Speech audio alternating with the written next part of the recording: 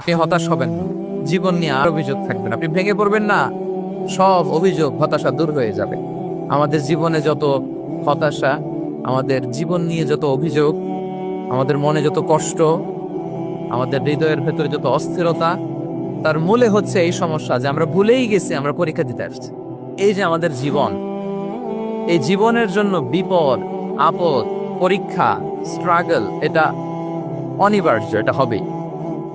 বিপদ নাই, কষ্ট নাই, আপদ নাই, অনিশ্চয়তা নাই, স্ট্রাগল নাই, এমনকি কেউ আছে এখানে?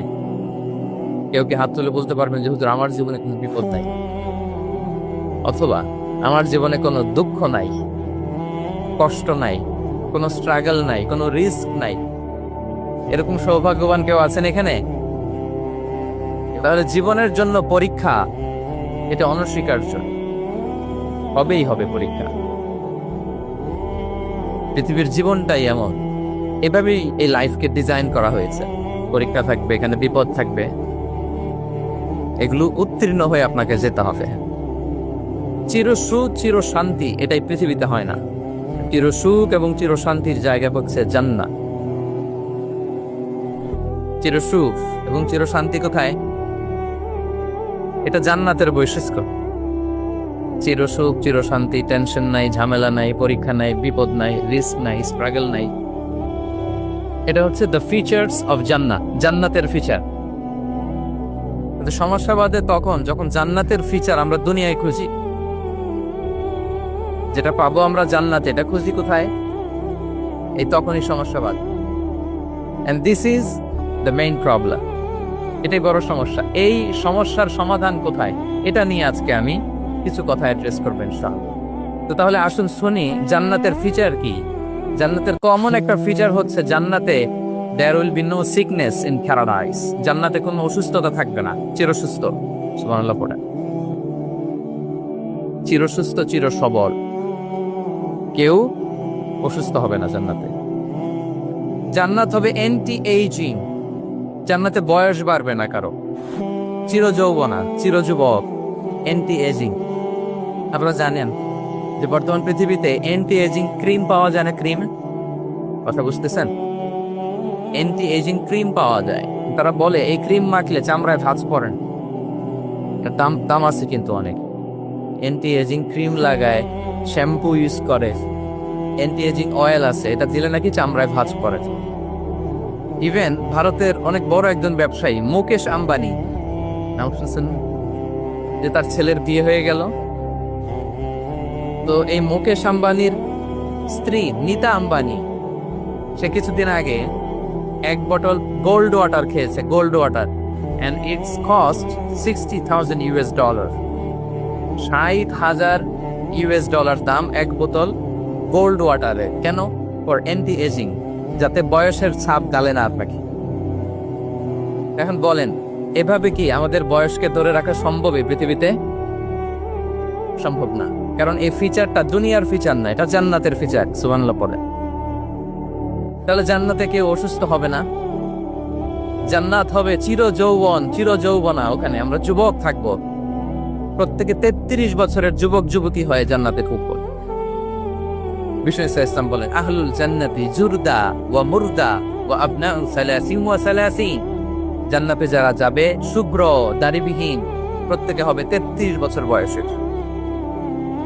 ওই যে 33 বছর বয়সে একবার ঢুকলেন, আর বয়স বাড়বে না, ওইটাই চিরকাল ওই বয়স পাবে। জান্নাতের আরেকটা ফিচার হচ্ছে নো ফ্রাস্ট্রেশন, কোনো চিন্তা নাই, দুশ্চিন্তা নাই, হাইপার টেনশন নাই, সজীব প্রাণবন্ত। সুবহানাল্লাহ।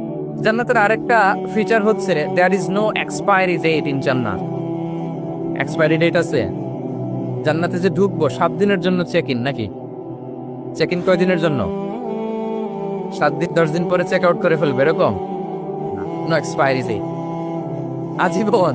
একবার এন্ট্রি পেলে বের হওয়ার টেনশন নাই। আল্লাহু আকবার। তাহলে no expiry date, rather it's eternal, আজীবন থাকবেন, খালিদিনা ফিহা, চিরকাল থাকবেন। এবং জান্নাতের সবচেয়ে গুরুত্বপূর্ণ ফিচার হচ্ছে there will be no death in জান্নাত। জান্নাতে আপনার আর মৃত্যু হবে, মৃত্যুর বিদায় হবে, তার মানে আপনি অমর হবেন। তাহলে আপনি চির সুস্থ, চির সবল হবেন জান্নাতে, চির যুবক থাকবেন, প্রাণবন্ত থাকবেন, আপনি অমর হবেন, আপনি জান্নাতে মরবেন না। জান্নাতীরা যখন জান্নাতে যাবে, ফেরেশতারা ডেকে বলবে, ইয়া হালাল জান্নাতে ইন্না লাকুম আন তাসিফু ফালা তাসকামু আবাদা। জান্নাতীরা, চিরকাল সুস্থ থাকবা, অসুস্থ হবা।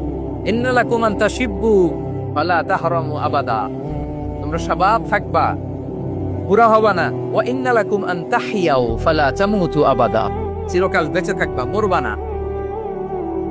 এবং সেদিন জান্নাতে মৃত্যু দেয়া হবে, মৃত্যু দেয়া হবে। ইউতাল মাউতু বিকাবশিন আমলাহ, একটা ছাগলের আকৃতিতে মৃত্যুকে আনা হবে। ফায়ুযবাকুল মাউত, মৃত্যুকে জবাই দেয়া হবে। এবার জান্নাতীরা তাকিয়ে থাকবে, ফেরেশতারা বলবে, ইয়া আহলাল জান্নাতি খুলুদুন ফালা মাউত, এ জান্নাতীরা, চিরকাল এই জান্নাতে থাকবে। তাহলে জান্নাতের ফিচার পাইছেন। এখন কোন বোকা যদি এই ফিচার দুনিয়ায় খোঁজে, পাবে না, কারণ দুনিয়ার ফিচার আলাদা। দুনিয়ার ফিচার কি? এই দুনিয়াতে বিপদ আসবে, কষ্ট আছে দুনিয়াতে, হতাশা আছে, ভয় আছে, অসুস্থতা আছে, বার্ধক্য আছে, এবং এই দুনিয়ার একটা এক্সপায়ারি ডেট আছে না? দ্য ডে ইউ ডাই, যেদিন আপনি মারা যাবেন, এটা আপনার এক্সপায়ারি ডেট, চলে যেতে হবে। এই পৃথিবীতে মৃত্যুর অস্তিত্ব আছে, সবকিছু থমকে দিয়ে, আপনাকে চমকে দিয়ে মৃত্যু চলে আসবে, ঠিক কিনা বলেন? তাহলে এগুলো হচ্ছে দুনিয়ার ফিচার। এই দুনিয়াতে বিপদ আপদ, কষ্ট, ঝুঁকি, স্ট্রাগল, পার্থক্য, অসুস্থতা, এগুলো নিয়ে আমাদেরকে টিকে থাকতে হয়। এটা দুনিয়ার ফিচার, মিলাই ফেললে হবে না। জান্নাতের ফিচার একটা, দুনিয়ার ফিচার আরেকটা। দুনিয়াতে কষ্ট থাকবে, বিপদ আপদ থাকবে। এই দুনিয়ার ফিচারটা আল্লাহ তাআলা কোরআনের একটা আয়াতে খুব চমৎকার ভাবে উল্লেখ করেছেন, সেটা দিয়েই আমি আলোচনা শুরু করেছি। আল্লাহ তাআলা ইরশাদ করছেন, ওয়ালা নাবলুওয়ান্নাকুম বিশাইইম মিনাল খাউফি ওয়াল জু'i ওয়া নাকসিম মিনাল আমওয়ালি ওয়াল আনফুসি ওয়াস সামারাত ওয়া বাশশিরিস সাবিরিন। আল্লাহ তাআলা বলছেন, অবশ্যই আমি তোমাদেরকে পরীক্ষা করব, ভয় দিয়ে, ক্ষুধা দিয়ে, সম্পদের ঘাটতি দিয়ে, আতঙ্ক দিয়ে, প্রাণনাশ দিয়ে, ফল ফসলের হানি দিয়ে পরীক্ষা করবে। কিন্তু এই পরীক্ষায় যারা উত্তীর্ণ হবে, যারা সবর ইখতিয়ার করবে, অবশ্যই সাবিরিন, ধৈর্যশীলদের জন্যই হচ্ছে সুসংবাদ। আলহামদুলিল্লাহ পড়ে। তাহলে সম্মানিত সুধী, আমরা বুঝতে পারলাম এই পৃথিবীর ফিচার হচ্ছে এখানে বিপদ থাকবে, বিপদ ছাড়া কেউ থাকবে না। স্ট্রাগল থাকবে, কষ্ট থাকবে, ঝুঁকি থাকবে, রিস্ক থাকবে, এবং নানা ধরনের বিপদ আপদ দিয়ে আল্লাহ তাআলা আমাদেরকে পরীক্ষা করবেন। এটা মাস্ট, এটা আমাদের মাইন্ডসেটে নিয়ে নিতে হবে, মাইন্ডসেটে এটা ক্লিয়ার থাকতে হবে। চির সুখ, চির শান্তি এই দুনিয়াতে মিলবে, কোথায় মিলবে তাহলে? এটা তাহলে বিপদ আসবেই, আপদ আসবেই, পরীক্ষা থাকবেই আমাদের জীবন। তবে ইন্টারেস্টিংলি মজার বিষয় হচ্ছে, পরীক্ষাটা এক একজনের এক এক রকম। পুরো পৃথিবীতে একটা পরীক্ষা ক্ষেত্র, কিন্তু কারো প্রশ্নপত্রের সাথে কারো প্রশ্নপত্রের কোনো মিল নাই। সুবহানাল্লাহ। আমার পরীক্ষা একরকম, আপনার পরীক্ষা আরেক রকম, ওই ভাইয়ের পরীক্ষা আরেক রকম, ওনারটা আরেক রকম। সবাই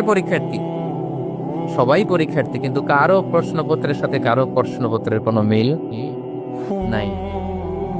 কারোর জন্য পরীক্ষা হচ্ছে সে খুব অসুস্থ, প্রচন্ড অসুস্থতা, তার জন্য পরীক্ষা। ক্যান্সারের রোগী, দুরারোগ্য ব্যাধি, ডক্টর বলছে 4th স্টেজে চলে আসছে, কয়েক মাস বাঁচতে পারে, এটা তার জন্য পরীক্ষা। আবার কারো দেখবেন যে খুব একটা অসুস্থতা নাই, অসুস্থতার ঝামেলা নাই, কিন্তু তার দারিদ্রতা আছে, তার আর্থিক অনটন, এটা তার জন্য পরীক্ষা।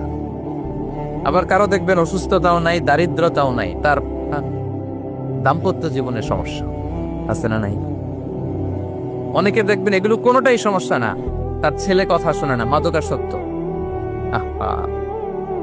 মাদকাসক্ত, রিহ্যাবে পাঠায়, আবার আসে, আবার গাঁজা খাওয়া শুরু করে, আছে না নাই বলেন? দেখেন তার পরীক্ষাটা আবার আলাদা। অনেকের দেখবেন মেয়ে বাবার কথা শোনে না। আবার অনেকের দেখবেন যে ব্যবসায় সমস্যা, লসের পর লস, লাভ উঠাতে পারে না। তাহলে পরীক্ষা ছাড়া, বিপদ আপদ ছাড়া দুনিয়াতে কেউ নাই, কেউ নাই প্রিয় ভাইরা। এটা আমাদের মাথায় রাখতে হবে। পরীক্ষা আপনাকে দিতেই হবে, পরীক্ষা দিয়ে দিয়ে নিজেকে প্রমাণ করতে হবে। আর এক একজনের পরীক্ষাটা এক এক রকম, কারো পরীক্ষার সাথে কারো পরীক্ষার কোনো মিল থাকবে না। তো মাঝে মাঝে আমরা এটা ভুলে যাই। আল্লাহ তাআলা কালামে পাকে রিমাইন্ডার দিয়ে আমাদেরকে স্মরণ করিয়ে দিতে চান যে এই পৃথিবীতে আসলে তোমরা এসেছো পরীক্ষা দিতে। এটাই জীবনের বড় বাস্তবতা।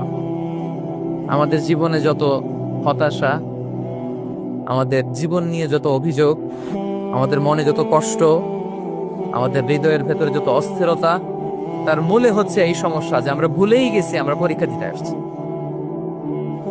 এটা যদি ভুলে না যান, এটা যদি আপনার মাইন্ডসেটে থাকে যে পুরো জীবনটা একটা পরীক্ষা, তাহলে দেখবেন কোনো কিছু আপনাকে কাবু করতে পারবে না। আপনি হতাশ হবেন, জীবন নিয়ে আর অভিযোগ থাকবেন, আপনি ভেঙে পড়বেন না, সব অভিযোগ হতাশা দূর হয়ে যাবে। তারপরে বুঝতে পারলাম পরীক্ষা আপনাকে দিতেই হবে। পরীক্ষা দেয়া ছাড়া এই পৃথিবী থেকে চলে যাওয়ার কোনো চান্স বা সুযোগ আমাদের কারো নেই। সূরাতুল আনকাবুতে আল্লাহ তাআলা এই কথাটা আরো চমৎকার ভাবে বলেছেন। আল্লাহ তাআলা ইরশাদ করছেন, আহাসিবান নাসু আইয়াতরাকু আইয়াকুলু আমান্না ওয়া হুম লা ইফতানুন ওয়ালাকাদ ফাতান্নাল্লাযীনা মিন ক্বাবলিহিম ফালা ইয়া'লামান্নাল্লাহু আল্লাযীনা সাদাকু ওয়া লা ইয়া'লামান্নাল কাযিবিন। আল্লাহ বলেন, মানুষকে ভেবেছে সে শুধু বলবে আমি ঈমানদার আর তাকে আমি জান্নাতে ঢুকাই দিব। না, কখনো না, কোশ্চিনকালেও না। বরং পূর্ববর্তীকালে যারা পৃথিবীতে এসেছিল তাদেরকে আমি পরীক্ষায় নিয়েছি, পরীক্ষা করেছি, এবং তাকেও ঈমানের প্রশ্নে সে সত্যবাদী মানে মিথ্যাবাদী পরীক্ষা দিয়ে দিয়ে নিজেকে প্রমাণ করতে হবে। ঠিক কিনা বলেন? পরীক্ষা দিয়ে আপনাকে প্রমাণ করতে হবে। এবং এই পরীক্ষার ব্যাপারটা, এটা যে শুধু আমরা সাধারণ মানুষ আমাদের জীবনে দুঃখ বিপদ পরীক্ষা এমন না। এই পৃথিবীর সবচেয়ে শ্রেষ্ঠ মানুষ যারা ছিলেন তাদেরকে আল্লাহ পরীক্ষা নিয়েছেন। বলেন তো পৃথিবীতে সবচাইতে শ্রেষ্ঠতম মানুষ কারা? সবচাইতে শ্রেষ্ঠ ভালো মানুষ কারা ছিল পৃথিবীতে? বলেন তো নবীরা। আওয়াজ করে বলেন তো কারা? তো বলেন তো নবীদের জীবনে পরীক্ষা ছিল কি ছিল না? হ্যাঁ ছিল। বেশি না কম? বিষ্ণু ইসলামকে জিজ্ঞাসা করা হলো, আইয়ুন নাসি আশাদ্দু বালাআন ইয়া রাসূলুল্লাহ, হে আল্লাহর রাসূল, এই পৃথিবীতে কাদের জীবনে পরীক্ষা বেশি? বিষ্ণু ইসলাম বললেন, আল আম্বিয়া, নবীদের জীবন। আল আম্বিয়া সুম্মাল আমসাল ফাল আমসাল, সবচেয়ে জীবনে পরীক্ষার সম্মুখীন সবচেয়ে বেশি হয়েছেন নবীরা। তারপরে নবীদের পরবর্তী অবস্থান যাতে সিদ্দিকিন যারা, সোহাদা যারা, সালিহিন যারা, আল্লাহওয়ালা যারা, কাদের জীবনে পরীক্ষা বেশি? ইউবতালার রাজুলু আলা হাসাবি দীনি, ব্যক্তির দিনদারি যত বেশি তার জীবনে আল্লাহর পরীক্ষাও তত বেশি। আপনি আল্লাহওয়ালা হবেন, আপনার জীবনে পরীক্ষাও অনেক বেশি। এজন্য ইমানদার হওয়া যেমনি মর্যাদার, ইমানদারের জীবনে পরীক্ষাও হবে অনেক বেশি। এবং পরীক্ষা যত বড়, খেয়াল রাখতে হবে, মন খারাপ করার কোনো সুযোগ নেই। পরীক্ষা যার জীবনে যত বড়, সেটাতে সফল হতে পারলে ওটার প্রতিদানও বড় দেব। পরীক্ষা যত বড়, এটাতে সাকসেস হতে পারলে এটার রিওয়ার্ডও তত বড়। বিষ্ণু ইসলাম বলেন, ইযামুল জাযাই মা ইযামিল বালা, বালা যত বড় জাযাও তত বড়, প্রতিদানও তত বড়। কারণ নবীদের জীবনে যদি খেয়াল করেন দেখবেন, যেই নবীর জীবনে পরীক্ষা যত বেশি সেই নবীর জীবনে সফলতাও তত বেশি। সাইয়েদানা ইব্রাহিম আলাইহিস সালামের কথাটা একটু খেয়াল করেন তো, বলেন তো ওনার জীবনে পরীক্ষা কেমন ছিল, বেশি না কম? ওনার জীবনের পরীক্ষা থেকেই তো আমরা এই শব্দটা ব্যবহার করি, আমরা বলি অগ্নি পরীক্ষা। কি বলি? মানে আগুনে নিক্ষেপ করা হয়েছে সাইয়েদানা ইব্রাহিম আলাইহিস সালামকে। তাও স্বাভাবিকভাবে না, উলঙ্গ করে, নেকেড করে ওনাকে অপমানিত করবার জন্য ওনার গায়ের জামা কাপড় খুলে উলঙ্গ অবস্থায় আল্লাহর খলিল সাইয়েদানা ইব্রাহিম আলাইহিস সালামকে অগ্নিকুণ্ডে নিক্ষেপ করা হয়েছে। এরকম এক্সপেরিয়েন্স এই অডিটোরিয়ামের ভেতরে আমাদের কখনো হয়েছে? তাহলে সাধারণ মানুষের জীবনের পরীক্ষা আর নবীদের জীবনের পরীক্ষার মধ্যে পার্থক্য আছে না নাই? ওই পরীক্ষায় উনি পাশ করে ফেললেন। 86 বছর পর্যন্ত আল্লাহর কাছে দোয়া করলেন, আল্লাহ আমাকে একটা নেককার সন্তান দাও। আল্লাহ সন্তান দেয় না। 86 বছর পরে আল্লাহ তাআলা সাইয়েদানা ইব্রাহিম আলাইহিস সালাম এবং হাজারের ঘরকে উজালা করে সন্তান দিলেন। সাইয়েদনা ইসমাঈল আলাইহিস সালাম পৃথিবীতে আসলেন কত বছর বয়সে? 86 বছর বয়সের এখানে কেউ আছেন? হ্যাঁ, আছি আমরা কেউ? নাই। 86 বছর বয়সে প্রথম সন্তান পেয়েছে। তাদের ঘরকে উজালা করে আল্লাহর নবী সাইয়েদনা ইসমাঈল আলাইহিস সালাম আসলেন। এবার আল্লাহ বললেন, যাও স্ত্রীকে আর এই কলিজার টুকরার সন্তানকে থাকো তো প্যালেস্টাইনে, প্যালেস্টাইন থেকে 1,500 কিলোমিটার দূর দ্য ব্যারেন ল্যান্ড, ওই মক্কার ধুধু মরু প্রান্তরে রেখে আস, যেখানে কেউ নাই, মানুষ নাই, গাছ নাই, পাখি নাই, পানি নাই, যাও রেখে আস। আচ্ছা বলেন তো, 86 বছর পরে যে লোকটা সন্তান পেল, পজিশন উত্তর দিয়েন, 86 বছর পরে যে লোকটাকে আল্লাহ তাআলা সন্তান দিল, তার হৃদয়ে ওই সন্তানের জন্য মায়া বেশি না কম? এমনি তো আমাদের প্রথম সন্তানের হিস্ট্রিটা একটু খেয়াল করেন তো। প্রথম আমাদের যে মেয়ে হয়েছিল বা যাদের ছেলে হয়েছিল, তার প্রতি আদর, সোহাগ, দরদ, ভালোবাসা, আল্লাহ কত ছিল। 86 বছর বয়স আল্লাহ তাআলা ওনাকে সন্তান দিলেন, দিয়ে বললেন যাও হাজারকে আর ইসমাঈলকে মক্কার ধুধুমরু প্রান্তরে রেখে আস। আল্লাহ তাআলা বলতে দেরি, চলে যেতে দেরি নাই, মুহূর্তে রওনা হয়ে গেল। সুবহানাল্লাহ বলবেন না? রেখে আসলেন মক্কার ধুধুমরু প্রান্তরে। এবার আল্লাহ বললেন, যাও রিটার্ন ব্যাক টু প্যালেস্টাইন, প্যালেস্টাইনে চলে যাও। চলে গেল, হৃদয়টা ভেঙে খান খান। অনেক বছর পরে আল্লাহ তাআলা আবার অনুমতি দিলেন, যাও এবার ছেলেকে রেখে আসতে পারো, যাও প্যালেস্টাইন থেকে আবার মক্কায় যাও। সাইয়েদনা ইব্রাহিম আলাইহিস সালাম প্যালেস্টাইন থেকে আবার 1,500 কিলোমিটার পথ পাড়ি দিয়ে, এখনকার মতো ফ্লাইটে যায় না, গাড়িতেও না, উঠে কিসে করে। উনি যে কতবার মক্কা থেকে ফিলিস্তিন এসেছেন আর গিয়েছেন, হিয়ত্তা নেই। গেলেন, এবার ছেলেটা হাসতে পারে, দৌড়াতে পারে, একটু একটু কথা বলতে পারে, আব্বা আব্বু ডাকতে পারে। কেমন মায়া লাগে বলেন তো? মায়া ভালোবাসায় যখন টইটম্বুর, ঠিক ওই মুহূর্তে আল্লাহ বললেন, ছেলেকে জবাই করো, জবাই করো ছেলে। আল্লাহ তাআলা বলতে দেরি করেছেন, আল্লাহর আদেশ পালনে 1 সেকেন্ড তিনি দেরি করেন নাই। ছুরি চালালেন, জান্নাত থেকে দুম্বা নিয়ে আসা হয়। এভাবে আল্লাহর নবী ইব্রাহিম আলাইহিস সালাম ওনার জীবনের প্রতিটি ক্ষেত্রে যেখানে আল্লাহ তাআলা ওনাকে পরীক্ষা নিয়েছেন, উত্তীর্ণ হয়েছেন। এবং দেখেন ওনাকে আল্লাহ তাআলা কি উপহার দিলেন, আল্লাহ তাআলা ওনাকে খলিলুল্লাহ উপাধি দিলেন, আল্লাহর বন্ধু। সুবহানাল্লাহ বলেন। আল্লাহ তাআলা বলছেন, ওয়া ইযি বিতালা ইব্রাহিম রাব্বুহু বিকালিমাতিন ফাআতাম্মাহুন ক্বালা ইন্নী জাঈলুকা লিন-নাসি ইমামা। আল্লাহ অনেকগুলো পরীক্ষা নিয়েছিলেন সাইয়েদনা ইব্রাহিম আলাইহিস সালাম, প্রতিটা পরীক্ষায় সাকসেসফুলি পাস করেছেন, গোল্ডেন এ প্লাস। আল্লাহ বলেন, ইন্নী জাঈলুকা লিন-নাসি ইমামা, I'm gonna make you the leader for the entire human being. I'm gonna appoint you as a leader for the entire universe. গোটা বিশ্বের জন্য, গোটা মানবতার জন্য আমি তোমাকে লিডার বানিয়ে দিলাম। ইযমুল জাযাই মা ইযমিল বালা। পরীক্ষা যত বড়, ওই পরীক্ষায় পাস করলে ওইটা ফলাফল প্রতিদানও বড়। তাহলে দেখেন প্রিয় ভাইয়েরা, সাইয়েদনা ইব্রাহিম আলাইহিস সালামের জীবনে পরীক্ষার কোনো শেষ ছিল না। আমি আপনি কোথায়? আল্লাহর খলিলের জীবনে যদি এত পরীক্ষা থাকতে পারে, আমি আপনি কোথায় বলেন তো? এবার বলেন, সাইয়েদনা মূসা আলাইহিস সালাম, ওনার জীবনে তো কোনো পরীক্ষার ছিল না। গুণে শেষ করতে পারবেন? জন্মটাই তো হয়েছে পরীক্ষার মধ্য দিয়ে। মিশরের ছেলে সন্তান হইলে ফেরাউন বলছে জবাই করো, ওনার মা এরকম সিন্ধুকে করে ভাসায় দিলেন নীল নদীতে। আল্লাহু আকবার, কি একটা রোমাঞ্চকর পরিস্থিতির মধ্য দিয়ে আল্লাহ তাআলা ওনাকে বাঁচালেন। জন্মই হয়েছে পরীক্ষার। বড় হইলেন, ফেরাউনের ভয়ে দেশ ত্যাগ করলেন, মিশর থেকে মাদিয়ান। আবার আল্লাহর আদেশে যখন ফিরে আসলেন, আবার ফেরাউনের সাথে তর্ক বিতর্ক, যুদ্ধ।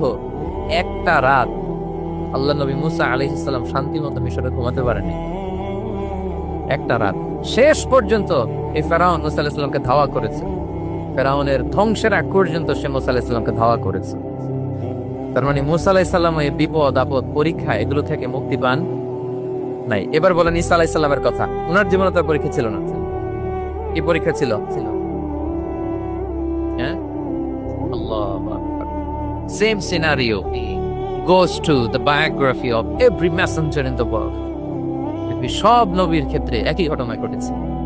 সাইয়েদনা ঈসা আলাইহিস সালাম দাওয়াত যখন দিলেন, ওনার বিরোধিতা শুরু হলো, ওনাকে হত্যার ষড়যন্ত্র হলো, ইভেন কি ওনাকে মারার জন্য বনি ইসরায়েলেরা উদ্ধত হলো, জানে বাঁচবার জন্য পালালেন, এক ঘরে ঢুকলেন, চারদিক দিয়ে ঘেরাও করলো, উনি দরজা জানালা লাগাই দিলেন। ওরা বললো একজন দরজা ভেঙে জানালা ভেঙে ভিতরে ঢুকে দেখো বেটা ঈসা কি করে। একজন ভিতরে ঢুকছে, ঢুকার সাথে সাথে বল রাফাআহুল্লাহু ইলাইহি, আল্লাহ তাআলা ঈসা আলাইহিস সালামকে উপরে উঠায় নিলেন। আর যেই লোক তাকে তারা ভিতরে ঢুকালো, তার চেহারাকে আল্লাহ তাআলা ঈসা আলাইহিস সালামের চেহারার মতো করে। এবার তার বাইরের সাথীরা বলে, ঘটনা কি বেটা, ঈসাও বেরোয় না, আমাদের লোকটাও বেরোয় না, সবাই ঢুক। দরজা ভেঙে ভেতরে ঢুকে দেখে ঈসা দাঁড়ায় আছে। বলেন তো এটা ঈসা না মিসা? এটা কি আসল ঈসা? ওমা কতালু ওমা সলাবু ওয়ালাকিন শুববিহা লাহুম। আল্লাহ বলে তোমরা আমার নবী ঈসাকে হত্যাও করতে পারো নাই, শুলেও চড়াতে পারো নাই, আমি সেফটি সিকিউরিটি দিয়ে আমার নবী ঈসা আলাইহিস সালামকে আকাশে তুলে নিয়েছি। তাহলে ওনার জীবনও পরীক্ষার শেষ ছিল না। এবার যদি আমরা বিশ্বনবী সাল্লাল্লাহু আলাইহি ওয়াসাল্লামের জীবনের দিকে তাকাই, ওনার জীবনটা দেখেন তো, আমাদের প্রিয় নবী বিশ্বনবী মুহাম্মদুর রাসূলুল্লাহ সাল্লাল্লাহু আলাইহি ওয়াসাল্লাম, ওনার জীবনে কি স্ট্রাগল ছিল? স্ট্রাগল মাক্কি জীবনের কথা যদি একটু খেয়াল করেন, দেখেন তো 3 বছর শিয়াবে আবি তালেবে জেল কেটেছেন, না খেয়েছিলেন। ওনার বংশের লোকেরা প্রথমে ছাগল খেয়েছে, ছাগলগুলো যখন শেষ, ছাগলের চামড়াগুলো শুকিয়ে ওইটা খাইছে। গাছের পাতা ছাল এগুলো খেয়ে খাবারের অভাবে বেহুশ হয়ে পড়ে থাকতো কারা। না খেয়ে কয়দিন ছিলেন আপনি? আমি কয়দিন ছিলাম না খেয়ে? মনেই তো পড়ে না, না খেয়েছিলাম কিনা কোনো দিন। এ হচ্ছে মাক্কি জীবন। মেন্টালি প্রেসার দেয়া হয়েছে। বিশ্বনবীর চাচা আবুল আহাব, তার 2 ছেলে উতবা আর উতাইবা, এদের সাথে বিয়ে দিয়েছিলেন 2 মেয়ের। যখন দাওয়াত দেওয়া শুরু করলেন, 2 মেয়েকে ডিভোর্স দিয়ে দিল। দেখেন, একটা বাবার জন্য প্রাপ্তবয়স্কা মেয়েকে যখন উঠায় নেওয়ার আগে ডিভোর্স দেয়, তার মানসিক অবস্থাটা কেমন থাকে বলেন? মেন্টালি প্রেসারাইজ করা হয়েছে, ফিজিক্যালি হ্যারাস করা হয়েছে। বিষ্ণু ইসলাম যখন নামাজে দাঁড়াতেন, কোটের পচা নারী ভুড়ি বিষ্ণুনবীর কাঁধে চাপিয়ে দেওয়া হতো। আপনার জীবনে এরকম ঘটছে কখনো? আপনি নামাজ করতেছেন, কোটের পচা নারী ভুড়ি আপনার কাঁধে চাপিয়ে দেওয়া হয়েছে? কয়দিন হয়েছে এরকম? কয়দিন হয়েছে? হ্যাঁ, তারপরে তো আলহামদুলিল্লাহ বেরোয় না মুখ দিয়ে। কেমন আছেন হুজুর?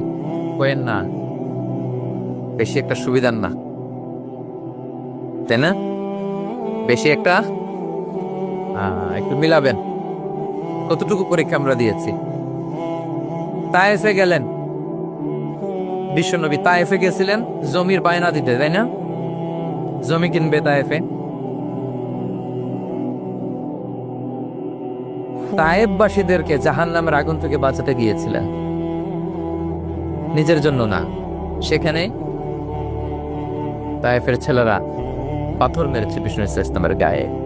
এত শুভ্র দেহ ছিল, চেহারা ছিল, বিষ্ণুবীর গা দিয়ে ঝরঝর করে রক্ত ঝরেছে। ফিজিক্যাল হ্যারাসমেন্টের শিকার হয়েছেন বিষ্ণু ইসলাম। যখন যেদিন বিষ্ণু ইসলামকে হত্যার ষড়যন্ত্র করা হলো, আল্লাহ তাআলার আদেশে তিনি মক্কা থেকে মদিনা হিজরত করলেন। মদিনাতে যে একটা রাত, 7ম হিজরির আগ পর্যন্ত শান্তিতে ঘুমাতে পারেন নাই। 3 দিকে 3 ইহুদি বসতি, বনু কাইনুকা, বনু নদীর, বনু কুরাইজা। খাওয়ার মধ্যে বিষ মিশিয়ে দেয়া হয়েছিল বিষ্ণু ইসলামের। বাজুর, খাসির বাজুর রান পছন্দ করতেন। এক ইহুদি মহিলা বিষ্ণু ইসলামের ওই রানের মধ্যে বিষ মিশিয়ে দিয়েছিল। ওই বিষের যন্ত্রণায় মৃত্যুর আগ পর্যন্ত বিষ্ণুনবী কাতরাতেন, এবং উনি ইন্তেকালের সময় ওই বিষের ব্যথা যন্ত্রণাতেই ইন্তেকাল করেছেন। বিষ্ণুনবীর ইন্তেকালটা শাহাদাতের ইন্তেকাল ছিল।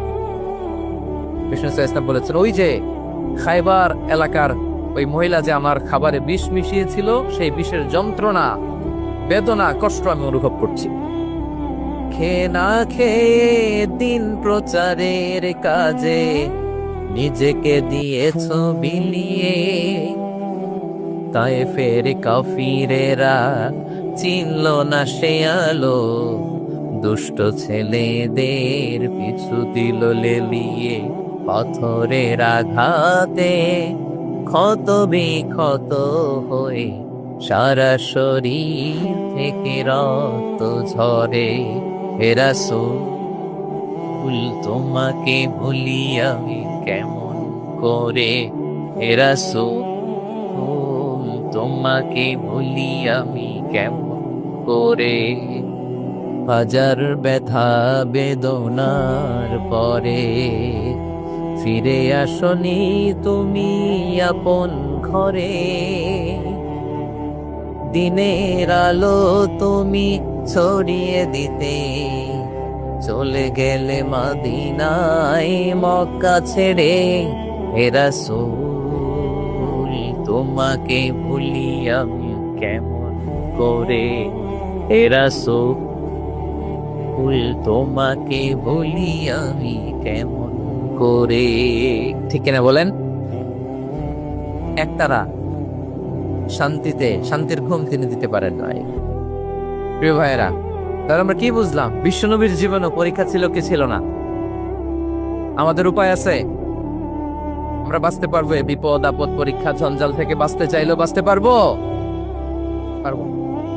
ইমাম মালিক আলাইহি রাহমা নাম শুনেছেন ইমাম মালিক ওনার জ্ঞান থেকে লাখো লাখো মানুষ উপকৃত হয়েছে কোটি কোটি মানুষ উপকৃত হয়েছে মদিনার রাস্তায় রশি দিয়ে ওনাকে টেনে হিচড়ে এক এলাকা থেকে আরেক এলাকায় নিত জালেম বাদশারা ইমাম মালিক আলাইহি রাহমা ইমাম আহমদ ইবনে হাম্বল ওনাকে বেত্রাঘাত করা হতো চাবুক দিয়ে পেটানো হতো আমাদের মাযহাবের ইমাম আল ইমাম আল আযম আবু হানিফা আলাইহি রাহমা ওনাকে কারাবন্দী করা হয়েছে তার মানে দেখেন যত বড় বড় স্কলার যত বড় বড় মাশায়েখ এমনকি আম্বিয়া আলাইহিমুস সালাম ওনারাও পরীক্ষা বিপদ আপদ থেকে রেহাই পান পাইছে তাহলে আপনি আর আমি পাবো বলেন তো তাহলে এটা আমাদের ব্রেইনে গেঁথে নিতে হবে যে জীবন মানেই এখানে বিপদ থাকবে পরীক্ষা থাকবে স্ট্রাগল করে করে আমাকে আগাতে হবে কেউ আমার জন্য রেড কার্পেট বিছিয়ে রাখবে না এই জীবনটা বড় জটিল this is life how it's design এভাবেই পৃথিবীকে ডিজাইন করা হয়েছে এখানে বিপদ আছে কষ্ট আছে এই পরীক্ষা দিয়ে দিয়ে আপনাকে উত্তীর্ণ হতে হবে বুঝতে পেরেছেন প্রিয় ভাই নাও দ্য কোশ্চেন আরাইজ এখন প্রশ্ন হচ্ছে কেন আল্লাহ এই পরীক্ষা নেন কেন আল্লাহ তাআলা সূরা মুলকে বলেছেন এই পৃথিবী সাজানোর এই জীবন মৃত্যুর এই খেলা এর উদ্দেশ্যটাকে আল্লাহ তাআলা স্পষ্ট করে বলেছেন আল্লাযী খালাকাল মাউতা ওয়াল হায়াতা লিয়াবলুয়াকুম আইয়ুকুম আহসানু আমালা জীবন মৃত্যু দিয়ে তোমাদের জীবনকে সাজানো হয়েছে এজন্য যাতে করে তিনি তোমাদের পরীক্ষা করতে পারেন কি করতে পারেন তোমাদের মধ্যে কে সৎকর্মে অগ্রগামী কে কাজে ভালো আমলে ভালো এটা দেখার জন্য বেসিকলি আল্লাহর দেখার প্রয়োজন নাই আমাদেরকে দেখানোর জন্য এই পরীক্ষার আয়োজন আমি ভালো করবো না খারাপ করবো এটা আল্লাহ জানে না তোমার পরীক্ষা করা লাগে কেন কথা বলেন আমি জান্নাতি না জাহান্নামী এটা আল্লাহ জানেন না বেসিকলি আমাদেরকে জানানোর জন্য এই পরীক্ষার আয়োজন কাদেরকে জানানোর জন্য মানে তুমি জেনে যাও তুমি জান্নাতি না জাহান্নামী আমি ভালো করেই জানি